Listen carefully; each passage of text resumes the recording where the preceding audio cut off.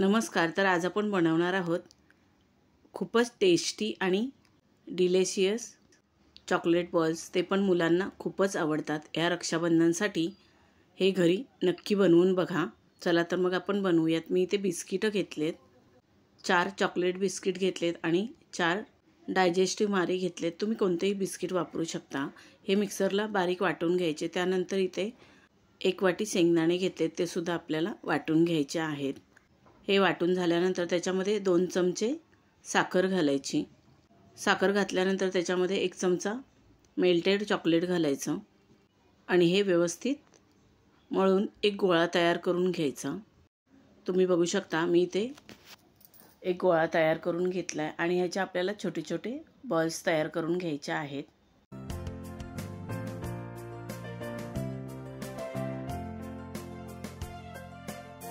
हे बॉल्स तयार केल्यानंतर आपल्याला फ्रीजरमध्ये 5 मिनिटं सेट होण्यासाठी ठेवायचे आहेत।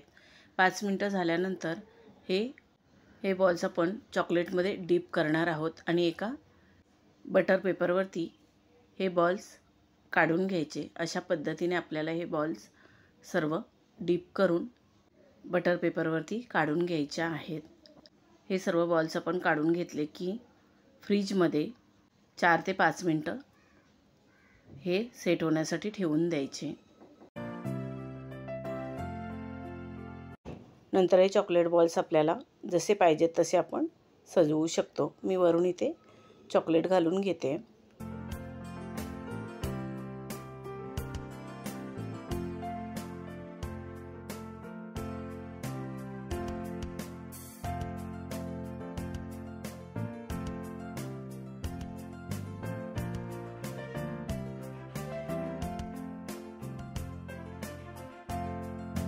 त्यानंतर इथे कलरफुल स्प्रिंकल्स घालायचे। हे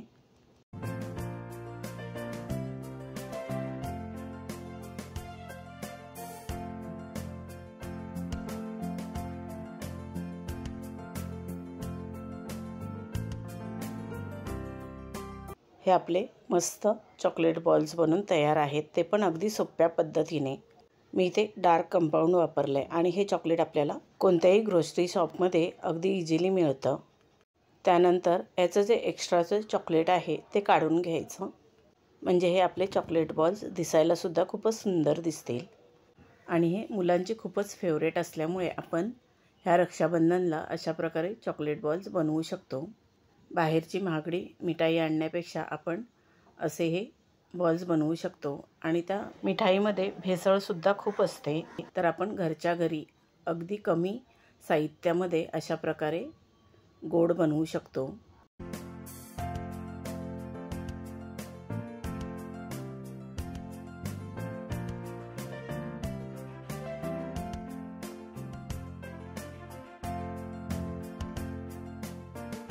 हे चॉकलेट बॉल्स तयार झाल्यानंतर आपण एका बटर पेपरमध्ये रॅप करून फ्रीजमध्ये ठेवायचे, म्हणजे ते अगदी व्यवस्थित राहतात।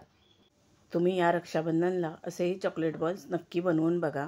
व्हिडिओ आवडला असेल तर लाईक, शेअर, सबस्क्राईब करा। धन्यवाद।